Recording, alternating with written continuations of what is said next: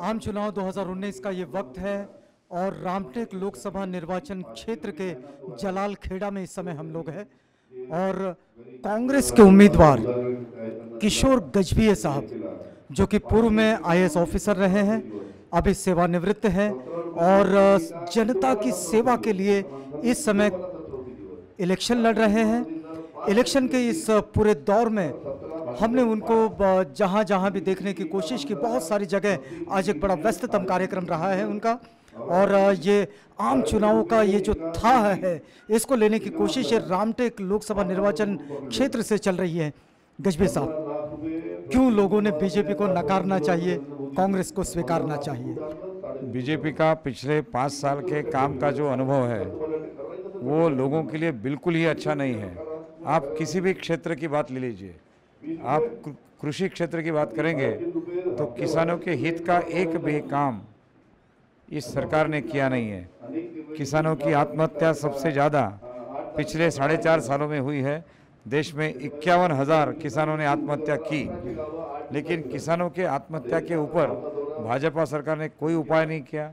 कोई उनको जिसको कहते हैं कि उसको उनकी सांत्वना हो, ऐसा कोई कदम नहीं उठाया। लेकिन सरकार ने उसके कार्यकाल के अंतिम दौर में 500 रुपये किसानों को देने की बात तो कही है, आप कैसा सोचते हैं? 500 रुपये देने से किसानों की आत्महत्या नहीं रुकने वाली है। किसानों की आत्महत्या तब रुकेगी जब आप उसके कृषि उपज को उचित मूल्य देंगे, और वो इस सरकार ने प्रॉमिस करने के बाद भी नहीं दिया है। इसीलिए लोग उनको वोट नहीं करेंगे।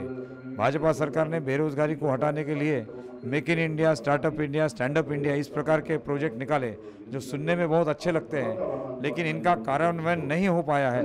ये तीनों योजनाएं फेल हो गई है। तीसरी बात, इस सरकार ने बड़े बड़े वादे किए थे कि हम इस देश को महाशक्ति बनाएंगे, महासत्ता बनाएंगे, विश्वगुरु बनाएंगे। क्या बन गया विश्वगुरु भारत? क्या बन गया महाशक्ति भारत? क्या बन गया महासत्ता भारत? भारत में आज भी 25 करोड़ लोग 1 जून का खाना खाते हैं, एक समय का खाना खाते हैं, दूसरे समय उनको खाने को नहीं मिलता है। जिस देश के 25 करोड़ लोग खाली पेट सोते हो, वो देश महासत्ता कैसे बनेगा? महासत्ता बनाने के लिए लोगों के लिए अनाज देना होगा, खाने के लिए उनके लिए भोजन की व्यवस्था करनी होगी, किसानों के लिए उनकी उपज के लिए मूल्य की व्यवस्था करनी होगी, कामगारों के लिए, मजदूरों के लिए काम देने की व्यवस्था करनी होगी, और यहाँ के जो स्टूडेंट है, युवा लोग हैं, उनके लिए पढ़ने की, आरोग्य की, ये सारी सुविधाएं करनी होगी, तब जाकर भारत महासत्ता बनेगा। गजभिये साहब, आपने प्रशासनिक सेवाओं में एक बहुत लंबे समय तक अलग अलग महकमे पे काम किया है।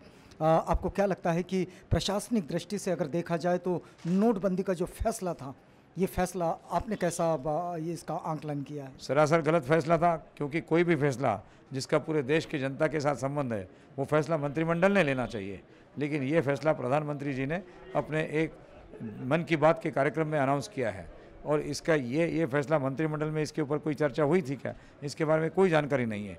तो ये फैसला सामूहिक रूप से नहीं लिया गया था, एक व्यक्तिगत रूप से प्रधानमंत्री ने एक व्यक्ति के रूप में ये फैसला लिया है, इसलिए फैसला ही गलत है। रही दूसरी बात, नोटबंदी के परिणाम सरासर गलत हो गए। प्रधानमंत्री ने जो बोला था कि इससे जो टेररिज्म है, दहशतवाद को कम करने में फ़ायदा होगा, ब्लैक मनी कम होगा, ये फ़ायदा होगा, और नोटबंदी से हमारी जो अर्थव्यवस्था है सुदृढ़ हो जाएगी। सरासर तीनों वादे गलत हो गए। आरबीआई का रिपोर्ट है 99.3% चलन में जो कैश थी वो वापस आई है।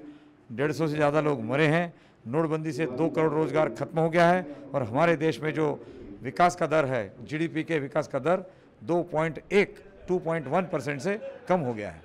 एक और भी आरोप किया जाता है इस पूरे 5 साल के कार्यकाल में कि संवैधानिक संस्थाओं पर बड़ा ज़बरदस्त आक्रमण रहा। आप क्या समझते हैं कि क्या वाकई ऐसा हुआ है? बिल्कुल ऐसा हुआ है। भारतीय जनता पार्टी ने अनेक संवैधानिक संस्थाओं पर आक्रमण किया है। एग्जाम्पल के तौर पर बता दें, सीबीआई या फिर हमारे यहाँ के जो अन्य संस्थान हैं, वो संस्थानों पर उन्होंने अपनी हुकूमत चलाने की बात करी। यहाँ तक कि सुप्रीम कोर्ट को भी नहीं छोड़ा है। सुप्रीम कोर्ट के 4 जजेस रोड पर आकर पत्रकार परिषद लेते हैं और ये कहते हैं कि लोकतंत्र को धोखा है, इसलिए हमने लोगों के सामने पत्रकारों के माध्यम से जाने का फैसला किया है। ये क्या दर्शाता है? एक बात हम समझना चाहेंगे, क्योंकि रामटेक लोकसभा से आप इलेक्शन लड़ रहे हैं। 5 साल पहले जब बीजेपी का उम्मीदवार यहाँ पर नहीं था और यहाँ से उनका एमपी नहीं था, उससे पहले तो कांग्रेस ही थी। क्या सोचते हैं कि उस कंटिन्यूटी को यहाँ तक कैसे जोड़ेंगे आप, और नए सिरे से रामटेक निर्वाचन क्षेत्र है रामटेक का, इसके लिए कैसा खाका बनाते हैं आप? 2014 में शिवसेना के जो उम्मीदवार चुन के आए वो तो तुक में आ गए, तुकबंदी में आ गए, मतलब बाय फ्लूक आ गए। उनमें ऐसा कोई इलेक्टोरल मेरिट नहीं था, ऐसा मैं मानता हूँ, ये मेरा व्यक्तिगत विचार है। 2014 में बड़े बड़े दिग्गज धराशायी हो गए थे। 2014 में कई अनपेक्षित निर्णय आए हैं, उसी का एक हिस्सा है। लेकिन अब की बार जो चुनाव होगा वो मेरिट पे होगा, निश्चित रूप से मेरिट पे होगा। जो दो उम्मीदवार हैं उसमें तुलना होगी, कौन अच्छा है, कौन कॉम्पिटेंट है, कौन सक्षम है, इसके बारे में चर्चा होगी और लोग पूरी सोच समझ के साथ कांग्रेस पार्टी के उम्मीदवार को चुन के देंगे। चलिए, बहुत धन्यवाद। बड़ी जल्दी में है गजबे साहब, और ये हमने इनसे ये बातचीत करने की कोशिश की है, आपको जोड़े रखा है हमने 2019 के इस समर के साथ।